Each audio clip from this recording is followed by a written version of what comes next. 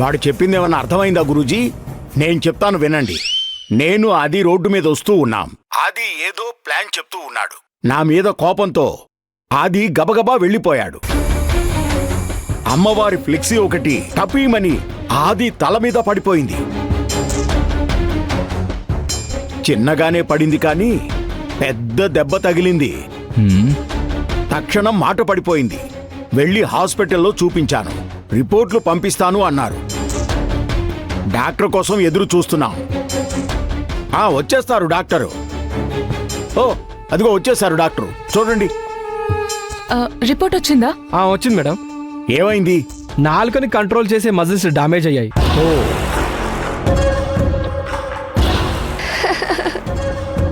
తల మీద దెబ్బ తగలడం వల్ల బ్లడ్ క్లాట్ అయ్యి నరువు పాడయ్యాయి. అదే నరం నాలుకని కంట్రోల్ చేస్తుంది. తినడం, మాట్లాడడం అన్ని అదే నరువు వల్ల కంట్రోల్ అవుతుంది. మెదడు నుంచి సిగ్నల్ సరిగ్గా రావడం లేదు. ప్రస్తుతానికైతే మాట్లాడడం వీలవదు.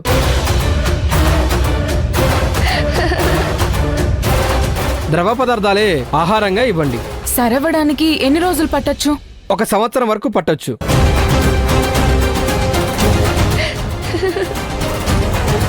ఇచ్చిన మెడిసిన్స్ రెగ్యులర్ గా యూజ్ చేయండి.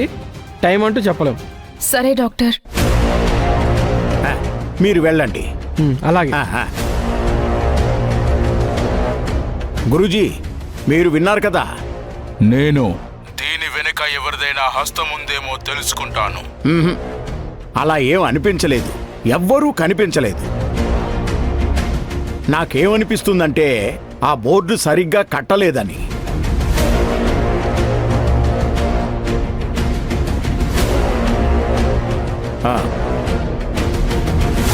విన్నావుగా, గురూజీ చూస్తామన్నారు. ఇలాగే అవ్వాలి యాదవకి.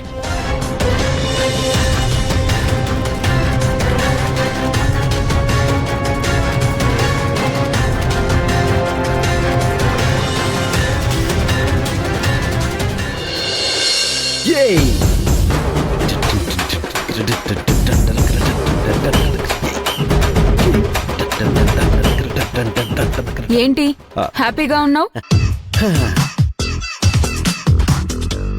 మంత్రాలతో మాయలు చేసే మాంత్రికుడికి మాట పడిపోయింది.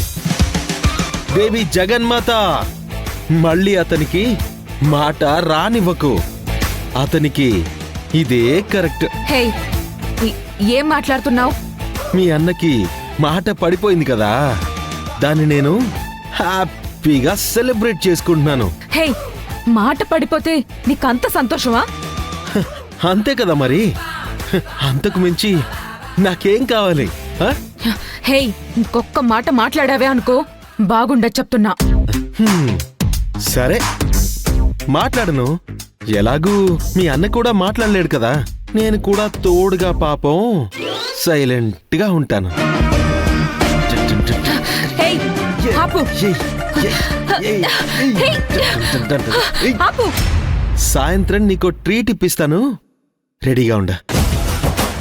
ఈ శుభ సందర్భంలో మనం షాపింగ్ కూడా చేద్దాం. ఏం అవసరం లేదు. అరే బంగారం, పర్వాలేదు. దేవుడా,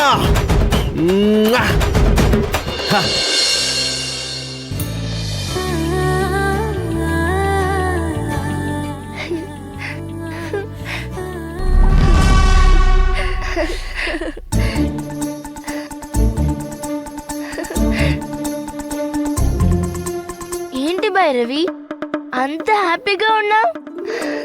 అది మనం ఇప్పుడున్న పరిస్థితిలో కష్టం అనుభవించి వచ్చిన తర్వాత సంతోషంలోనే ఉండే గొప్పతనం తెలిసేది. అలాగే అనుకో. విషయం ఏంటో చెప్పు. ఆది బాబాయి మనమ్మని మాయం చేయాలని ప్రయత్నం చేస్తున్నాడు. ఒక మంత్రం రెడీ చేసుకున్నాడు. పూజ చేసి మంత్రం చదివితే అమ్మ జీవించున్నా ఎవరి కంటికి కనిపించదు. ఆది బాబాయ్ ప్రయోగం చేయాలని నిర్ణయించుకున్నాడు. ఇది శుభవార్త కాదు కదా. నువ్వు చెప్పేది వింటుంటేనే భయంగా ఉంది. నేను చెప్పేది విను. ఈరోజు రాత్రి అమ్మని మాయం చేయాలని పూజ పెట్టుకున్నాడు. నాకు ఆ విషయం తెలిసి నేను ఆ భైరవి దేవిని మనస్ఫూర్తిగా వేడుకున్నాను. ఆది బాబే ఆ మంత్రం చదవకూడదు, ఆ పూజ సక్సెస్ అవ్వకూడదు అని నేను వేడుకుంటూనే ఉన్నాను. అటుగా నడిచి వెళ్తున్న బాబే నెత్తి మీద ఒక బోర్డు పడింది. ఆ దెబ్బకి ఆది బాబే మాట పడిపోయింది.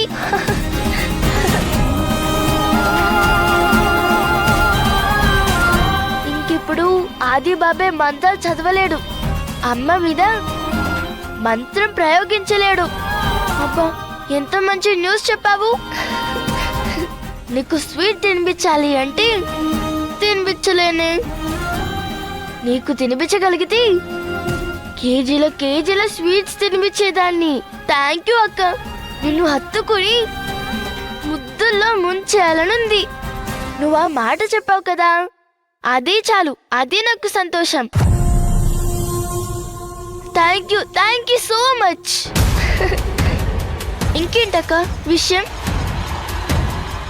భవానీ, ఎవరితో మాట్లాడుతున్నావు? అది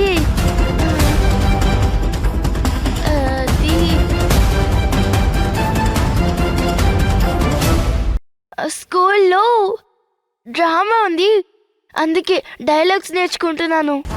అవునా?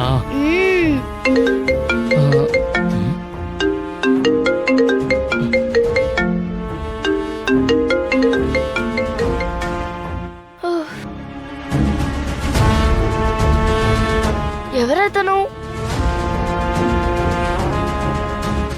పాపం అనాథ. అమ్మ జాలిపడి ఇంట్లోనే జాబ్ ఇచ్చింది. అనాథన్నావు, కానీ ఎవరు ఫోన్ చేశారు మరి? అవును కదా, నేను తెలుసుకుంటానులే. సరే, నేను ఇక వెళ్ళొస్తాను. చాలా సాయం చేసావక్క. Thanks.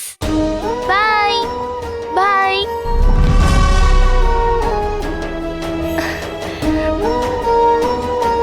Thank you so much Bhairavi Devi, చాలా సాయం చేశావు.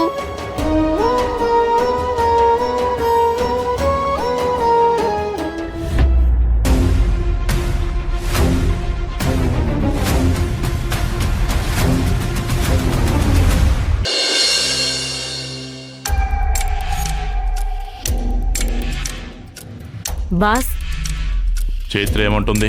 నిన్నటి వరకు మొండికేసింది. ఫుడ్ సరిగా తినట్లేదు, కాఫీలు టీలు తాగలేదు. కానీ ఈ రోజు కొంచెం పర్వాలేదు.